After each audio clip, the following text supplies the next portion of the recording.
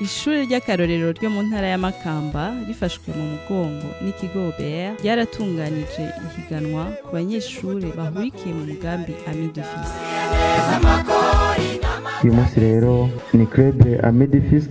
Kuri uno munsi uri hejuru haratunganijwe ihiganwa hagati yanyu sur le civisme, tukanakengurukira abashitsi batugendeye. Igiraneza Salomon wabaye uwa mbere mu ihiganwa ryatunganijwe ku banyeshure bahurikiye muri uwo mugambi aratuyagira akamaro kawo.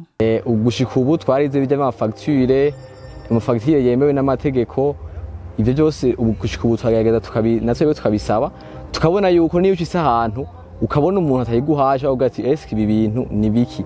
Ujejwe gukurikirana iyo migwi kuri iryo shure arashima uko abanyeshure bitabira ibikorwa bakanabitahura, akagira n'icizere ko uwo mugambi uzogenda neza. Jewe ndavye aho twatanguriye club ya Midifiske, novuga ati tugeze ku ntambwe nziza cyane, aho tugirisha amahiganwa ku ishuri ryose guhera mu windwi gushika mu mwaka wa nyuma, bose bakishura ibibazo bakabitora, utaravye ngo araheza canke ngo amaze imyaka myinshi muri club canke ni hakiza.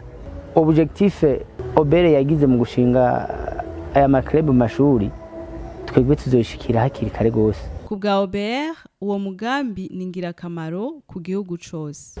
Ngira mwavyiboneye yuko ibibazo vyinshi vyabajijwe, ugwaruka go ngaha ku ishure y'akarorero ry'Imakamba rwabitoye ku rugero rushimishije. Biraduha n'icizere ko ari umugambi ngirakamaro ufasha n'ikigo OBR gutegura neza abatanga kori bejo.